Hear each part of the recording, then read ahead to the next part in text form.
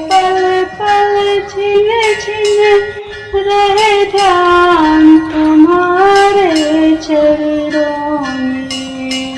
बोलो श्री हरि विष्णु की जय, बोलो माता लक्ष्मी की जय।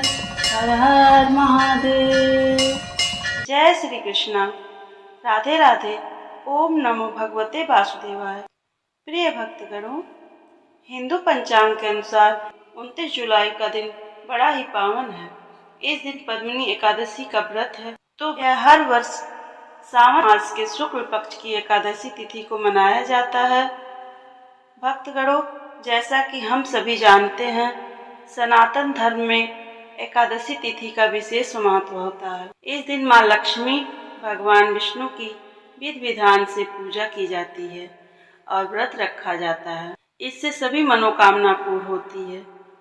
धर्म शास्त्र के अनुसार एकादशी व्रत करने वालों को गोदान के बराबर फल की प्राप्ति होती है और घर में धन धान्य और खुशहाली आती है।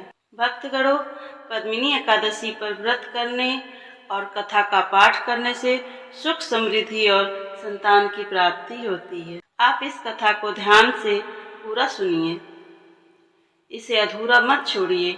माँ लक्ष्मी और भगवान विष्णु की अवश्य कृपा हो। कहा जाता है कि किसी भी व्रत को करने के बाद कथा का पाठ या श्रवण अवश्य ही करना चाहिए, नहीं तो वह व्रत अधूरा माना जाता है। आज हम पद्मिनी एकादशी व्रत की चमत्कारी कथा को सुनेंगे, जिसे सुनने वाला, कहने वाला और हुंकार भरने वाले के ऊपर भगवान विष्णु और माता लक्ष्मी का आशीर्वाद बना रहता है।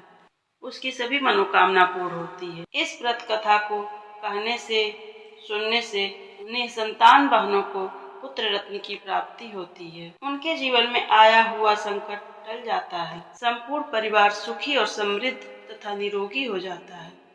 धन धान्य की कोई कमी नहीं रहती। आपकी सभी समस्याएं हल हो जाती। तो चलिए कथा को प्रारंभ करते हैं। हर हर महादेव। राधे राधे। जय श्री कृष्णा। ओम नमो भगवते वासुदेवाय। बहुत समय पहले की बात है। महिष्मतिपुरी नामक एक राज्य था। वहाँ कृतवीर नामक राजा राज करता था। वह बहुत ही प्रतापी और महान राजा था। उसने आसपास के राजाओं को हराकर अपने राज्य को बहुत बड़ा कर लिया था। इसलिए उस राजा के पास कई रानियां थीं, लेकिन किसी के पास कोई पुत्र नहीं था।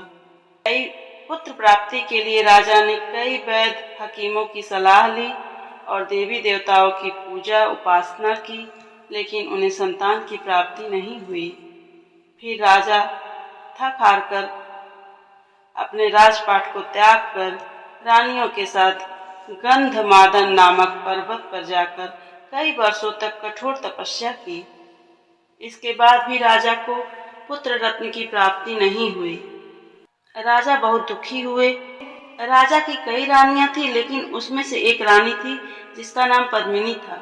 वह बहुत ही पतिव्रता थी। रानी सनसुईया माता ने कहा, हे रानी सुनो, मलमास हर 3 साल में एक बार आता है। मलमास के शुक्ल पक्ष की पद्मिनी एकादशी को जगराता करके व्रत रखने से सभी मनोकामना पूर्ण होती है और पुत्र की प्राप्ति होती है। अनसुईया माता के कहने पर महारानी पद्मिनी ने व्रत रखने का निश्चय किया। महारानी ने पुत्र प्राप्ति हेतु मलमास, जिसको पुरुषोत्तम मास भी कहते हैं, में पढ़ने वाले एकादशी का व्रत बड़े ही विधि विधान से किया। भगवान विष्णु और माता पार्वती की पूजा उपासना की। रात में जागरण भी रखा। महारानी की भक्ति से भगवान विष्णु बहुत प्रसन्न हुए और उन्हें पुत्र रत्न की प्राप्ति का वरदान दिया।